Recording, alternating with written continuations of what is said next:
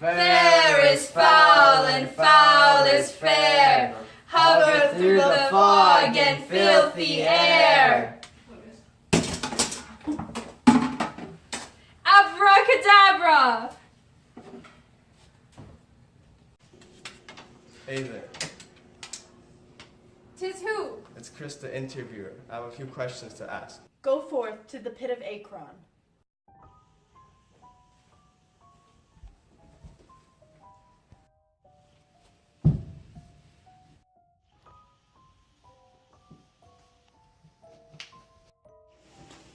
Whoa, where am I? You're at the pit of Akron. Oh, finally, I can ask my questions. Oh my god. Okay, what makes you witches feel so powerful?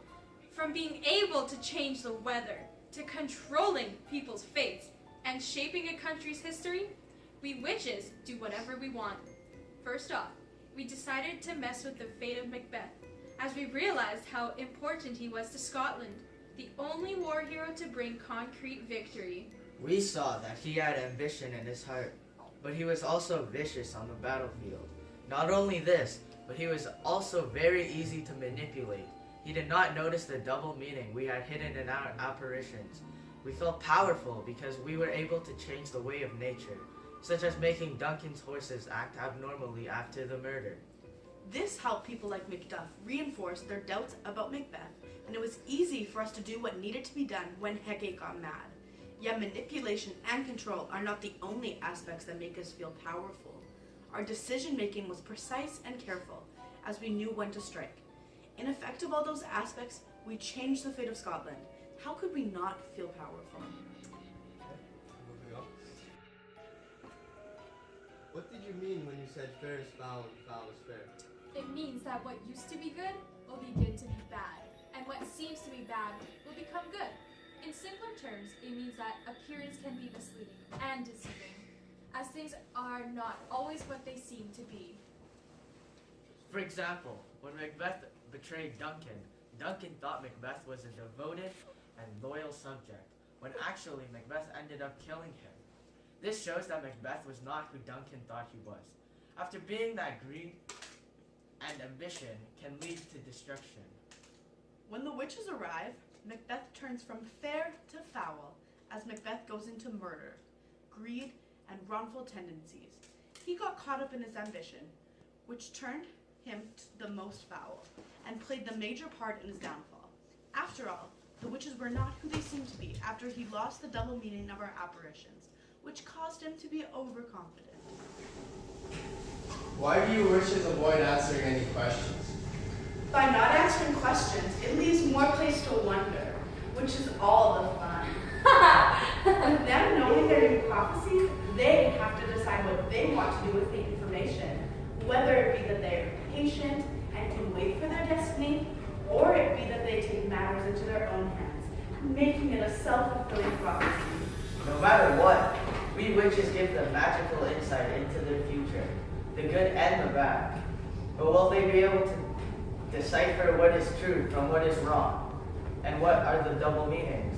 As Banquo stated, agents of evil often tell only parts of the truth in order to lead you to your destruction. Remember, fair is foul and foul is fair. Why did you only target Macbeth? Macbeth is very different when you compare him to others. Banquo, for instance, is very humble, and his level of nobility is at the highest.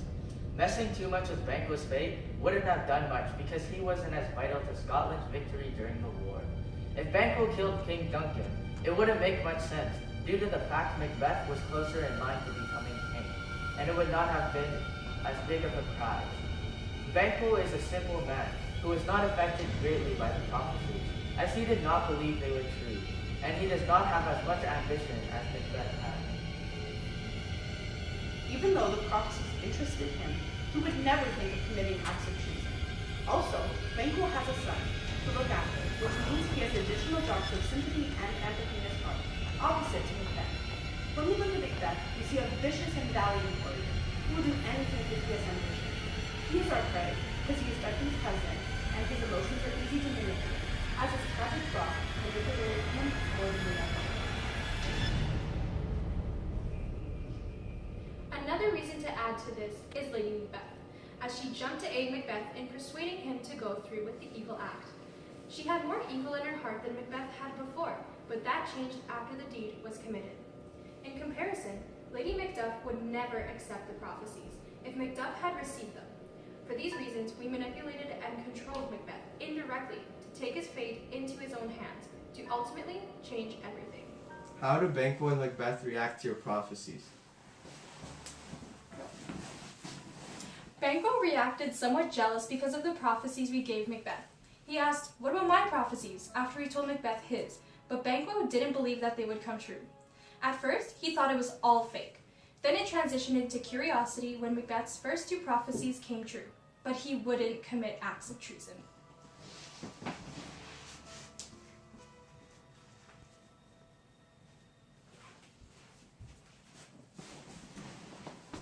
Macbeth was extremely happy when he heard his prophecies and believed that they were real, especially when they named Macbeth Thane of Cawdor, which made the first 2 prophecies come true. In that moment, the witches could feel the dark thoughts swirling in his mind of killing Duncan. He could not control them.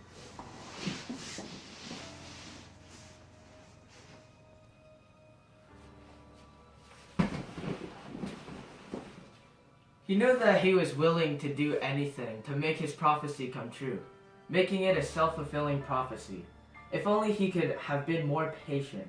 I mean, we never told him what to do with his prophecies. That was all him.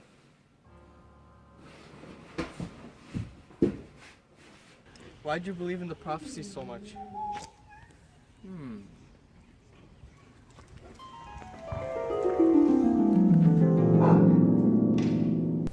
At first, I didn't believe the prophecies that the witches told me, but then I got greeted by Ross, who gave me the new title of Thane of Cawdor, and I immediately knew the 3rd prophecy that the witches gave me would come true. I had faith in the last prophecy because the first 2 already came true, so I did everything to make the last one come true. I knew it would have came true eventually, but the faster the better, so I decided to take matters into my own hands. And I could not stop thinking about killing Duncan, although I knew that it was not what I should do. As the judgment on earth, everyone will mourn the death of such a good leader. The consequences cannot be trammeled up, and he is at my castle in double trust, as I am his kinsman and host who should shut the door in the murderer's face, instead of bearing the knife myself. However, my ambition eats away at my mind until I go mad. I see the dagger pointing me in the direction of Duncan's bedroom, and the deed is done. My guilty conscience eats away at my mind and soul until I can no longer recognize myself. How did you feel about the witches not telling you about their plan, Hecate? As the goddess of witchcraft, queen of witches, and mistress of charms, I am in power. The witches must inform me of what is going on or what they're going to do. If they don't, there is trouble. What disobedient hands! They are trading and trafficking with riddles and affairs of death relating to Macbeth. Without me, how? I am their boss, the source of their power, and what's worse than all this for a man who behaved like a spoiled brat, angry and hateful. They should have let me take the lead, as without me, they are nothing. If I didn't do what needed to be done with Macbeth's reign, would be a long one. I am angry at them for being so ridiculously impatient. I, Hecate, should always be the one to cause trouble, so instead of staying infinitely furious with them, I intervened. By writing my own ending to Macbeth's reign as King of Scotland, my plan to end all this was to fool him into thinking he was greater than fate itself. As we all know, overconfidence is man's greatest enemy. I am goddess of witchcraft. Without me, the witches are nothing! Why make Macbeth feel so confident? We made him seem invincible, as overconfidence is a man's worst enemy. Then, when the trouble came, he had no fear. We made him think this, that he would no longer live in fear, when he really should have been. Earlier, when he had to kill Duncan, he was afraid to do it and could barely commit the deed, as he was a coward and not a real man, said by his own wife. But after they killed Duncan, he took matters into his own hands and became more tyrannical, greedy, and crazy. Instead of Lady Macbeth controlling Macbeth, their roles switched, and he felt like he could beat anyone and get rid of his problems by killing. Then, when the witches gave him the apparitions, he thought nothing could harm him, as they seemed highly unlikely to happen. He decided to be completely sure about Macduff. Therefore, he killed Macduff's family, in which he did not feel guilty about it at all. Giving a man this type of power made him do anything and made him feel larger than the world. So when the real danger came, he was blindsided, and he was not expecting his death until the worst fear came true. Would Macbeth and Lady Macbeth still be alive without the prophecies, and would they have committed the deed? The prophecies played a huge role in the lives of Macbeth and Lady Macbeth.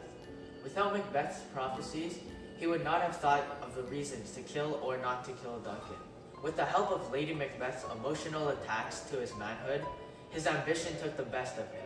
Macbeth wanted to be king, and he did whatever it took to make the prophecy come true. After killing Duncan, the point of no return, Macbeth could not stop killing others, such as his dearest friend, Banquo. Go. The guilt eventually filled both Macbeth and Lady Macbeth's conscience. Without the prophecies, Macbeth would not have killed Duncan, and Lady Macbeth would not have helped with the crime. Eventually, the guilt became unbearable, and Lady Macbeth took her own life. Furthermore, Macbeth became the enemy for basically all of Scotland. By becoming an enemy for many people, he was bound to get killed. Macbeth and Lady Macbeth would have lived longer without the knowledge from us witches. Our silence made Macbeth want to know more and more. His ambition is truly what killed him. We simply told him his prophecies, and then he self-fulfilled them. On the other hand, Lady Macbeth was found sleepwalking due to all of the guilt she felt. She assisted with the murder and felt the consequences, while Macbeth continued to kill others, such as Macduff's family. As consequence, Macbeth and Lady Macbeth both tragically died because of their actions. How have you made Macbeth a tragic hero? By telling Macbeth about his prophecies, it precisely controlled his mind in more ways than one. Instead of being a noble, kind, thoughtful, loyal, and a truthful kinsman who protected Scotland with his life, he became a tyrannical man who became too caught up in the deeds he committed, as he lost sleep and turned everyone against him. After he won the battle against Norway and the rebels, we chose to give him 3 prophecies: Thane of Glamis, Thane of Cawdor, and King Hereafter.